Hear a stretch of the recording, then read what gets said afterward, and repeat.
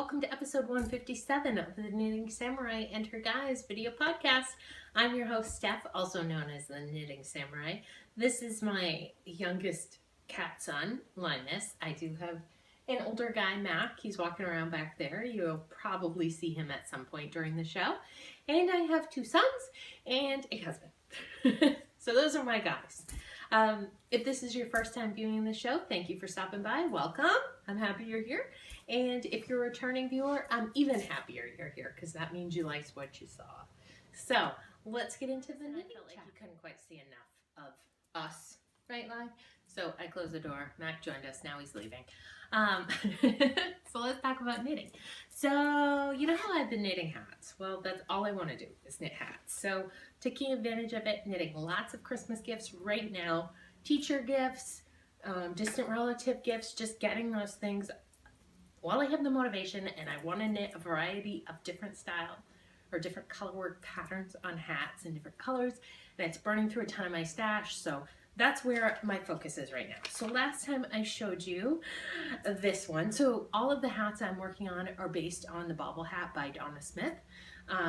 Fingering weight yarn held double. It's a free pattern, very easy to download.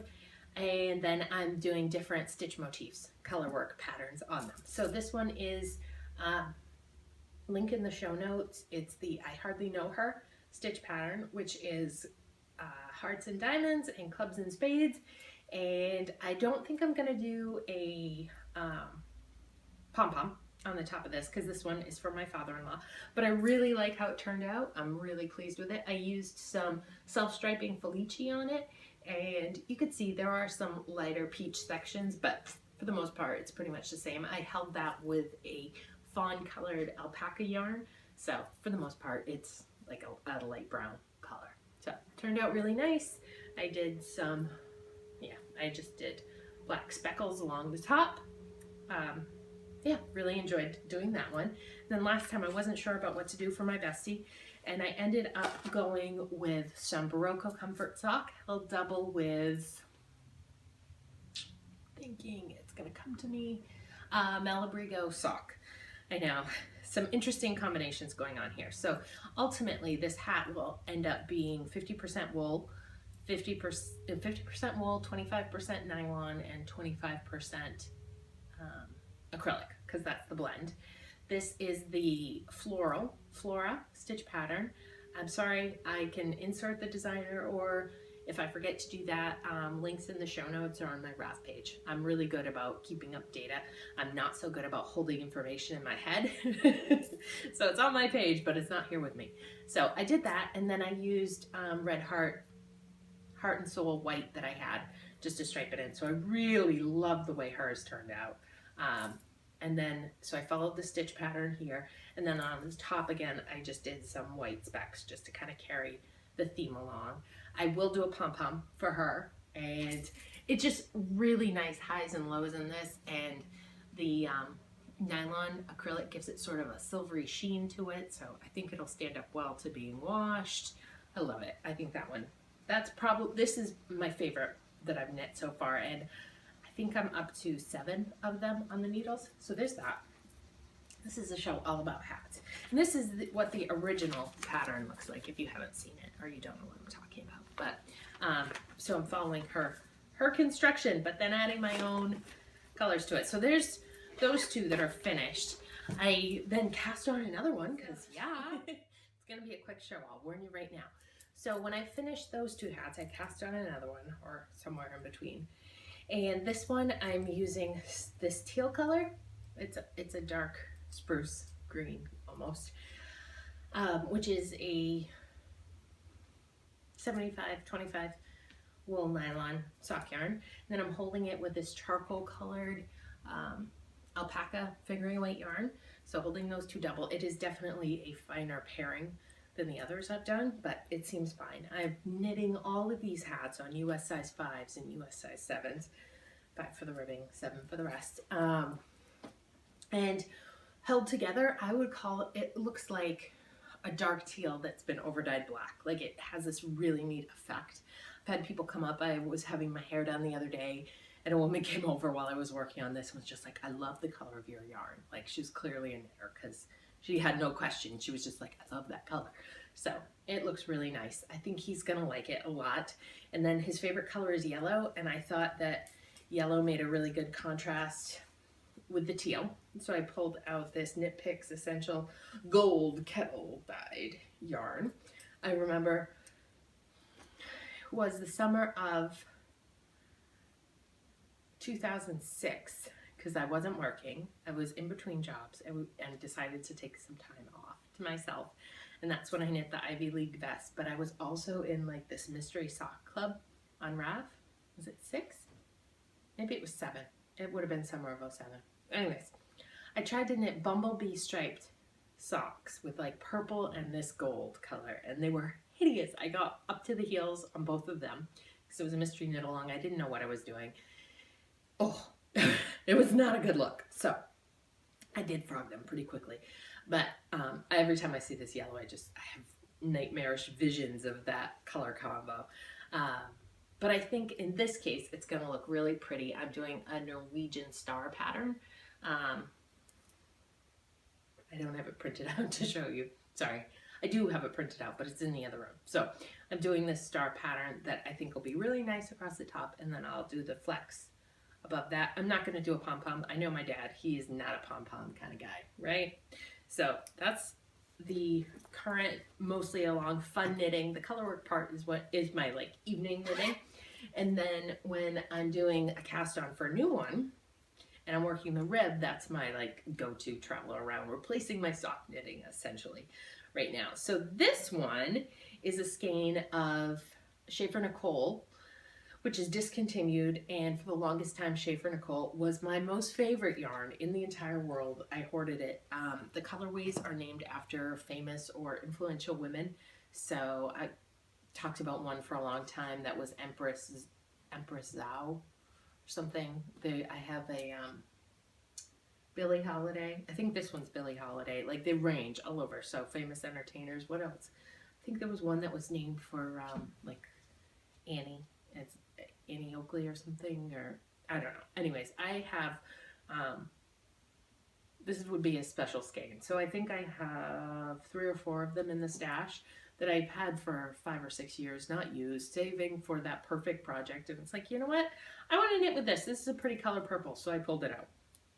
While it's an 80-20 yarn, it is unlike any other yarn base I've ever worked with, which is part of the reason why I fell in love with it, because it knits up like it has cashmere in it, but it doesn't. And it's definitely more towards the sport weight side, but it's super soft. The end result is really soft. So this is definitely a thicker one than the first one I showed you in terms of the stitches on my needles, because I am using that thicker weight yarn, and I'm using the skein of Thicket colorway. It is Madeline Tosh Merino Light. It is the one that's a single ply. I use this to knit a shawl, which I have given away, gifted. But I think I didn't have enough for a bind off, and I went and bought another skein and used like 10% of the skein. So this has just been sitting in my stash. And because it's single ply, I'm not a single ply fan. I've been burned by them too many times with their pilling, and they're not doing what I want them to do. And even in a shawl, I'm not a fan. So it's been sitting but not being used. So perfect. Pair it with my favorite yarn. It's really soft. So it's that's how much I have right now. So coming along nicely. And I'm really enjoying just knitting the same pattern on a hat. So yeah, I think 2016 is the year of the hat for Stephanie. And it may drive you crazy and might not be the most interesting thing to watch, but that's what I'm working on, and I'm happy with it, so hopefully you're happy with it. I did a fun little exercise this week. I pulled my, I'm gonna knit. Do you mind if I knit while we talk? Because I want to tell you some things. And I'm gonna read a little bit from my notes, and I'm gonna work on this actually. So I pulled down, you know how you have the option in Ravelry to download your stash? And I do it once a month when I do my mileage count of how much progress I've made knitting down my stash and whatever. So I pulled it out into Excel and I looked at it, and I did a little data manipulation and some pivoting, and I had some fun in Excel because I clearly don't get enough playing in Excel at work. And I found out some interesting things about myself. So I know that my stash, and also I do have to back up and say that having recently moved and being faced with living with my stash versus storing it out in the garage where I can't see it in bins, and there's unlimited space in the garage. You can just pile up another bin, go buy more bins. So having it in the house, because I don't want it in the basement. The finished part is for playing in, and the unfinished part is Steve's workshop, and I'm not going to put it in with a car in the garage because we're going to actually use the garage, whereas we didn't use it at the condo. So it's in the house. All that to say, the stash is in the house. It is moved in. It is almost a member of the family, and it owns the playroom closet, almost exclusively stash, and my closet in the den. See, I call it my closet. All stash. And yeah, I showed you pictures of my stash and my pretty bookshelf, and look how nicely it's arranged. That's less than half of my stash. The big portion of it is in the playroom closet in bins. So living with it and looking at it and going, oh my God, this is insane.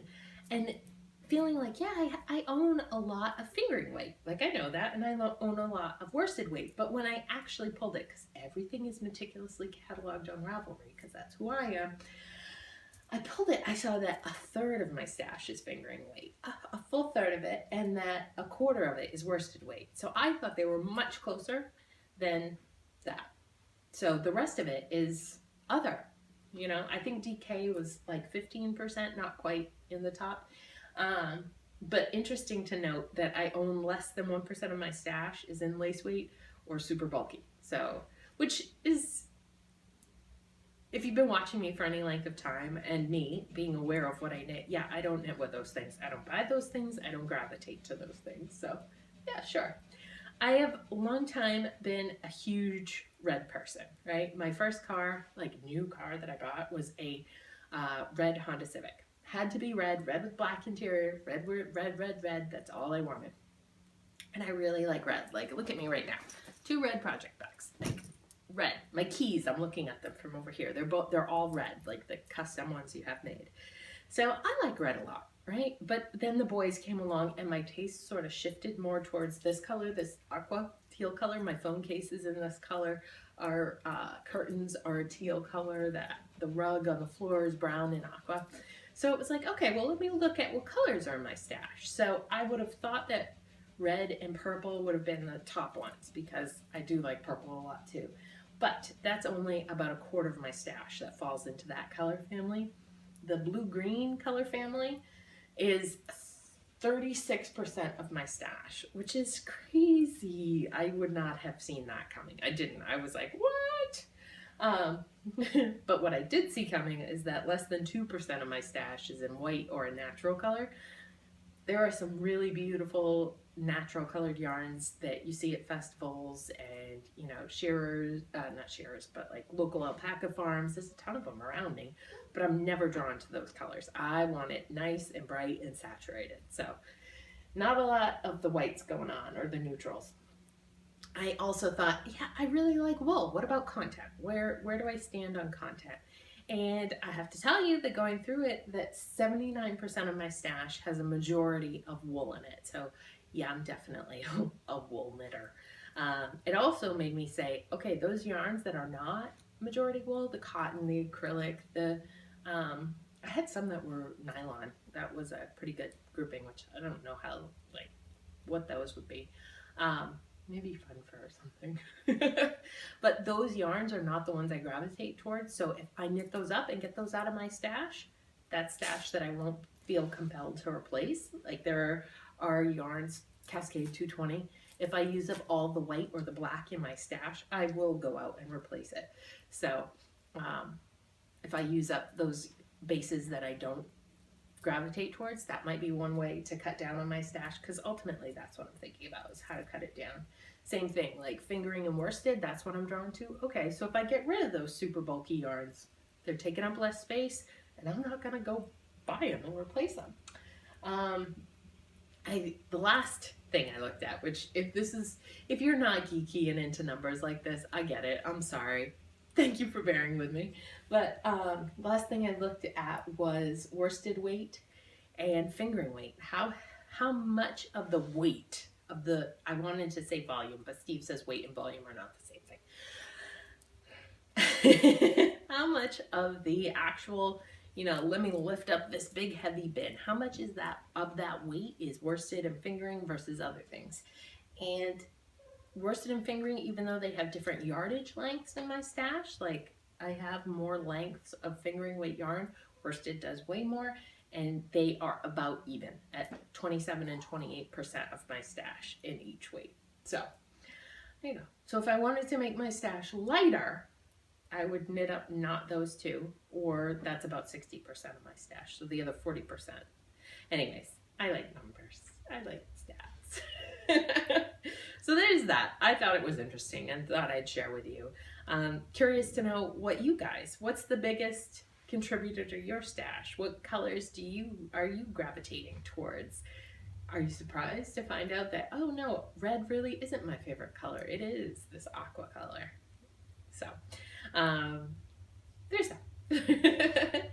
And let's see, boy adventures. I haven't thought about this. Usually I think about it ahead of time. Let me think.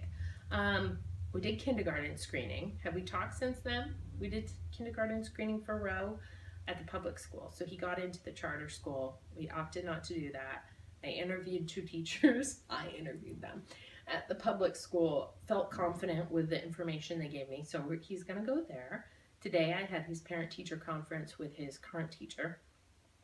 She's great. He's doing great. Very pleased with Roland's progress. They've been really, really sick, both boys. Last Friday I had to leave in a hurry because Rose had a stomach bug, which then turned into a cold. I don't want to use the F word, the 3-letter F word, but it kind of seemed like that because of almost 2 weeks of coughing and hacking and sickness, but he's on the mend now. I think that's about it. We're supposed to be putting in a French drain around the house tomorrow, so we'll see how that goes. Steve's dad's coming to help with that.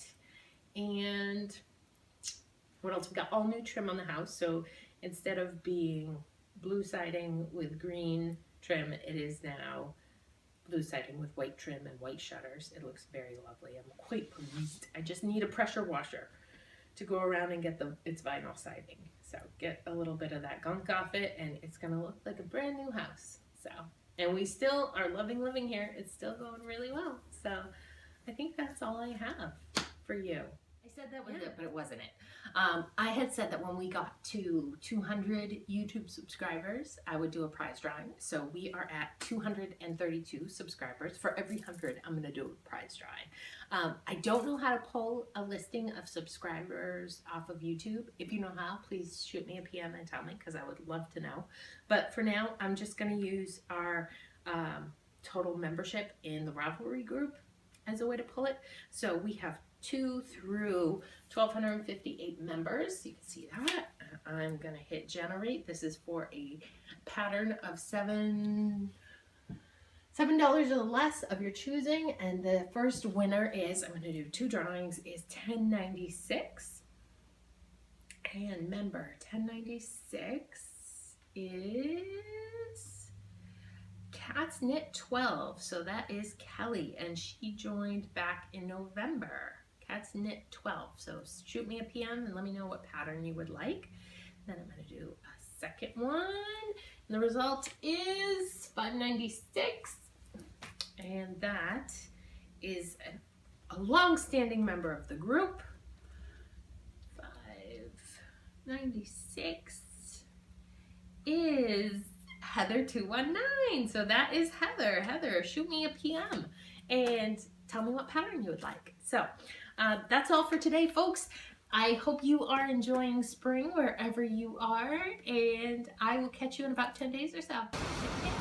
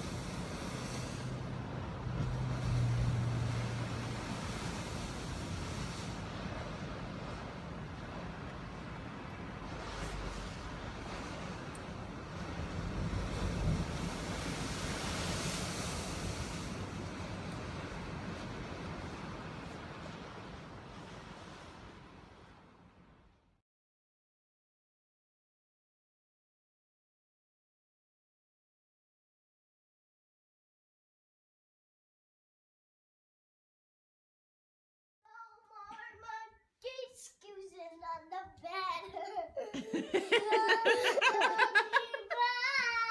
No more monkeys jumping on the bed. Mama called the doctor and the doctor said, no more monkeys jumping on the bed.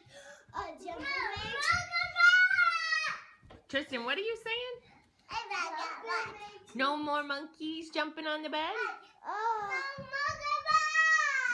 makes me tired. Yeah, it makes me tired too. All right, Tristan, one more time. Tell me. Monkey bug. No monkey bud? Monkey bug. No more monkeys jumping on the bed.